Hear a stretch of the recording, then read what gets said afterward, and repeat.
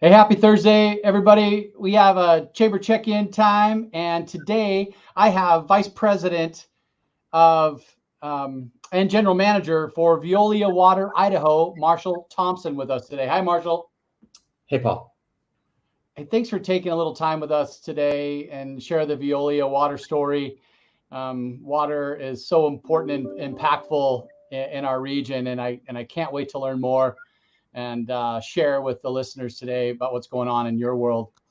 But first, before we get to you, Marshall, I got to thank our series sponsor. It's Delta Dental of Idaho, and as you know, Marshall, they're the Idaho's leading dental benefit um, company, offering Idahoans, businesses, and individuals best in class dental insurance benefits, and they've been doing it for over 50 years.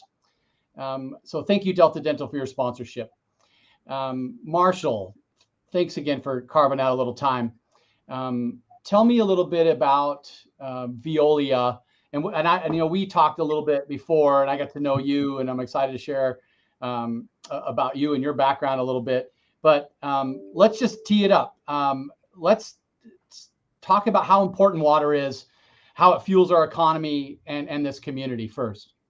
No, yeah, it's a wonderful subject. It's one of my favorite subjects. I think water makes this community really special, Treasure Valley in general. Just all the different ways that we use it, the way it surrounds us. Clearly from our perspective, drinking water is the main priority, and the safety and supply of that. But you look at the importance of irrigation for things like agriculture in our area. I mean, that's a major driver for Idaho's economy.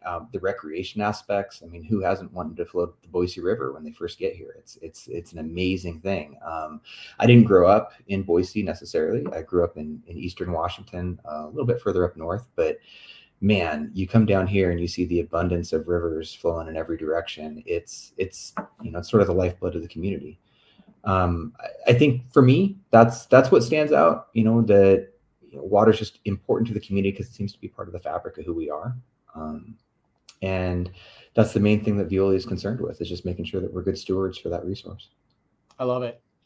Same reason when I first came to Boise, I think in 1991, it was at a cross country event, and it was along the river at Barber Park. And I remember running the race and actually going off course because I was just amazed by the beauty of the trees and the river. So I get it. In a desert, and you have all this river, all this water, and access too. So let's talk a little bit about you, your work history, and how you landed with Veolia. Yeah, sure. I'd be happy to talk about it. So, like I said, I grew up in Eastern Washington. I was kind of a rural farm kid.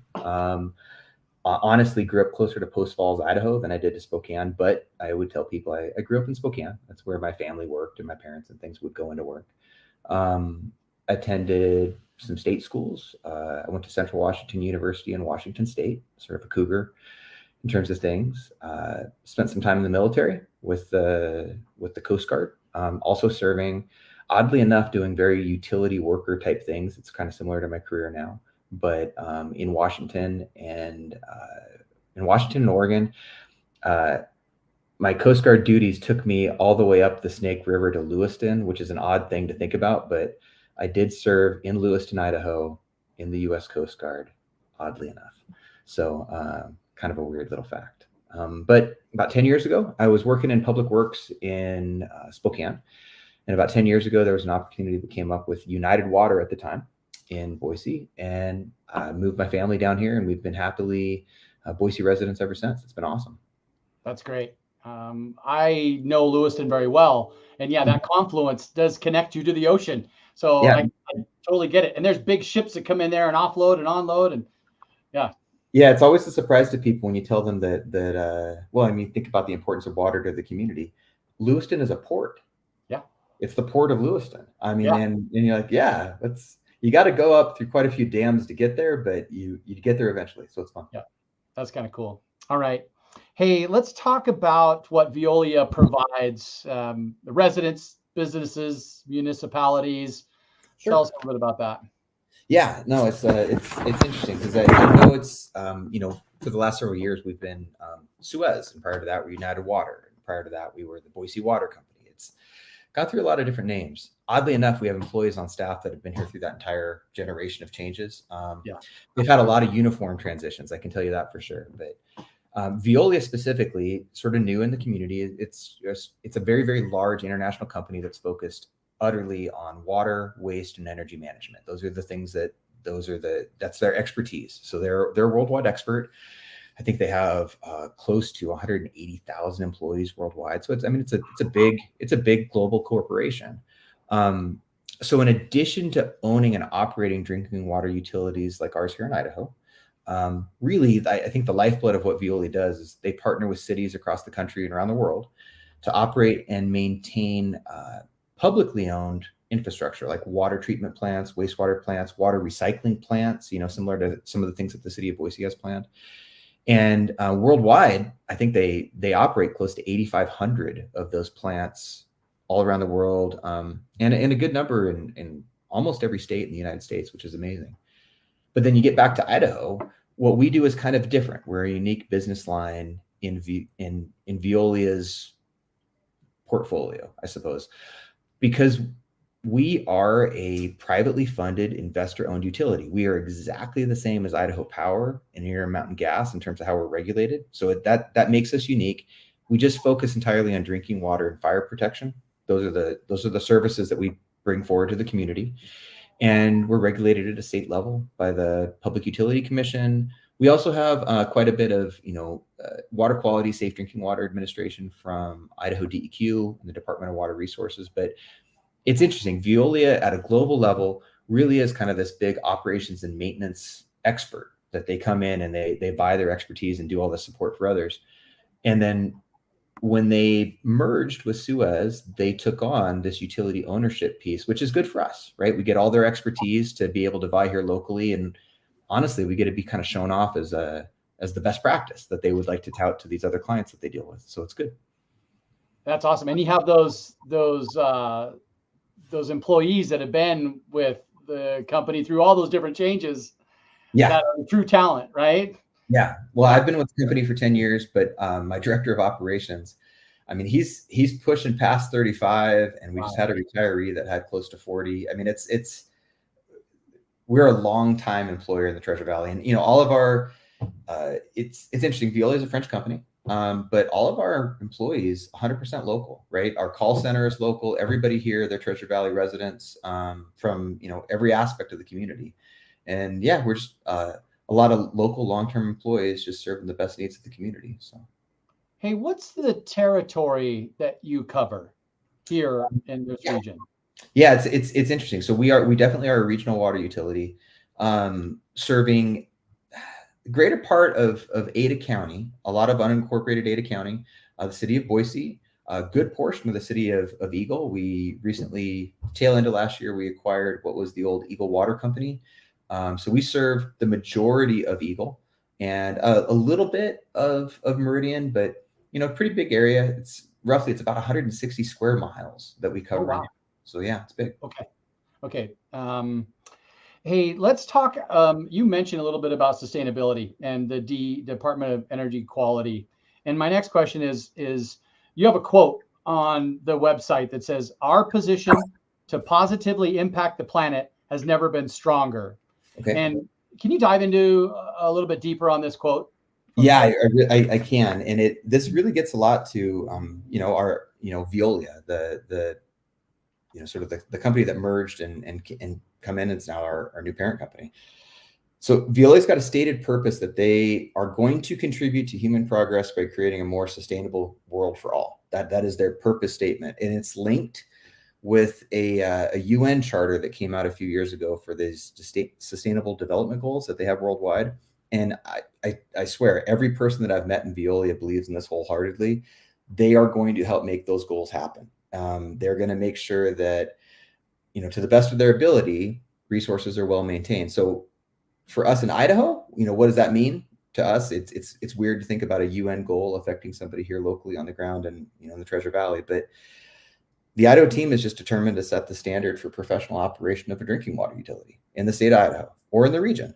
And so that just means for us that we're sort of at this time where the technology and the opportunity is all coming into play, where we can just set the best value. We can have the highest energy efficiency for every drop of water produced. We can go above and beyond on federal requirements for water quality. We can use innovative approaches to, fix system problems that might have been there for decades. It's a really, really golden time to just sort of be a leader environmentally. And, it's interesting to see how much force Veolia puts behind their message. I mean, it's a real thing. And to me, it makes me pretty happy. So That's awesome. yeah. Well, it's a great segue into the next question. Let's talk about Suez, and you talked about the name changes, Yes. and now Veolia, and how it impacts the communities we serve. So, tell us a little bit about that name change, and how you, as Veolia now, is engaging with the community that it serves. Yeah, absolutely. It's a great question. So right now, actually, earlier today, we did the big uniform rollout to our, all of our field employees, and our trucks are going out rebranded with Veolia logos. So customers are going to start seeing Veolia logos on our trucks. They're a little bit more colorful, bright red and white compared to what they were before. And staff wearing newly branded uniforms. It's the same dedicated group of men and women that have always served this area. It's the same employee base. Nothing about that has changed. But you're going to start seeing, I guess, maybe people doing similar work, just branded a different way. So that's good. We've rebranded our customer website as well. So I think that there is a new website. It replaces the old one. So it's mywater.veolia.us. And, all the same features as the previous site. So customers can easily access everything that they need, get in contact with us, set themselves up for sustainability goals, request a smart meter, different kinds of cool things that they can do. But, for the most part, it's work as usual for us, right? We're continuing to invest in the community, millions and millions of dollars a year in new infrastructure, servicing customers' needs every day. Same group of employees doing it, same engineers, same management. Nothing about that really has changed. So I'm curious about water treatment plants. Yeah. And can you help me understand where they're located in your region, and what is that? Do we need more with our growth in our community? Tell me more about that. Yeah, no, it's a really, really good question. So we have a variety of our community as a whole has a variety of different water treatment infrastructure that's in it. For our part, we operate 2 different plants that pull water off of the Boise River. It only accounts for about 30% of all the water that we provide to the system, but they're important plants. There's one that's near the Warm Springs Golf Course, kind of the natatorium swimming area. The natatorium originally, if you look back in a lot of the old historic records around town, that was originally a Boise Water Company facility. It was a place where we were, our history as a private utility goes back well over 130 years in the community. That was a facility that when we were the Boise Hot and Cold Water Company, that was a place to put the hot water in the summer when it wasn't needed for heating people's homes. Oh, So wow. it's interesting. So now it's an amazing public facility, part of Boise Parks and Rec. It's awesome. But that's one facility that we have right on the greenbelt there, near the rope swing that you would jump off into the river from. Yeah, if you're looking at the rope swing, you're looking at our plant. So that's pretty cool. The other one that we have is we have another treatment plant that's up by Micron that is actually kind of state of the art. It's just a highly technical plant. It runs on a different technology, almost doesn't need a person present to operate it most of the time, which is, pretty innovative. But the rest of our water supply typically comes from groundwater wells around the community. And some of those have treatment plants on them as well, depending on what's in there. We're just building a new one right now in the Central Bench in Boise to remove iron and manganese. It's a natural source water mineral that kind of comes up, but it's offensive to people. So building a new plant to take that out. Awesome. Okay. You always wonder how much effort it takes to filter the water, for lack of a better term, for our drinking purposes. Hey, are there any final thoughts while I have you here that you'd like to educate the public on while I have you? Yeah, I think one that's interesting. I know, we kicked this off by talking about sort of the, water being sort of the lifeblood of the community and the importance it has in everyday life, recreation to otherwise. With the influx of new residents that our areas had from every different part of the country, we have found ourselves in need of being prepared to answer, new public concerns about, how stable these water resources are into the future. Is climate change going to affect our valley? What are those concerns? And a lot of people are coming from areas that were in distress, right? Whether it's, California or any area of the country. Midwest, to be honest, Yep. is not shy of water shortage issues. And so what we did is we recently commissioned a Treasure Valley municipal water resource study. So that's a whole bunch of words together, but we commissioned an expert to do a study for water resources, the valley as a whole, looking out to 2065 to say, what are the effects of growth on the community? What's the effects of climate change on the community? Are we going to have enough water to meet the needs, drinking water customers, fire protection in the future? And, the report comes back with a very optimistic outlook that, surely we do, right? We have a number of really, really quality resources, some that we've never even tapped into, that really give us a secure water supply for the next 50 plus years, which is amazing. It also considers, the aspects of climate change, innovative projects like the city of Boise's got with their water recycling utility that they're starting up, amazing options across the board. But all of these things kind of factor into like what our future is. So we've been sharing that report with an expanding group of stakeholders around the valley. And it's not necessarily for us. The portfolio of options that we outlined are equally applicable to Middleton, to Caldwell, to Nampa, to Cuna. We sort of gave this as a resource gift to the community because we think that having a solid knowledge base is good. And, our hope was that this report leading out to 2065 would be kind of a good spark for partnership and collaboration across the valley. And so far, we've been really encouraged with the results. So I know that's a concern new residents have, long-term, sixth generation Idahoans have, if they live in the valleys. How do water resources stack up? And, fortunately, we're studying it, using Veolia's expertise to make sure that we make the best options. And from my perspective, it's a really optimistic future. So I love it. I too grew up kind of in the farming community, and I remember siphoning plastic PVC pipes for the corn and the asparagus. And I'm really kind of my last closing question is, what is the percentage of use of our river to ag versus residential? In terms of the Boise River particularly is one water resource that we use in the valley. And like I said, our withdrawal from the Boise River only accounts for about 30% of our use. Yeah. And, for drinking water sources, it's a pretty minimal supply. Honestly, it's, the majority of the Boise River's flow goes for stream augmentation for fish, irrigation uses for agriculture.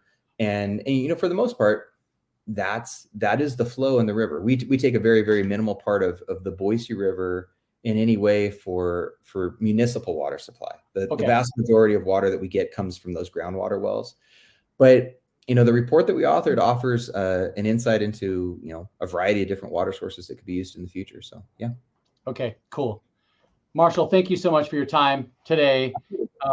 Wealth of knowledge. Thank you for sharing. And again, thank you for your membership with the chamber and the broader community as well. Yeah. Hey, have a great weekend, Marshall. So glad to talk with you. I look forward to our next conversation.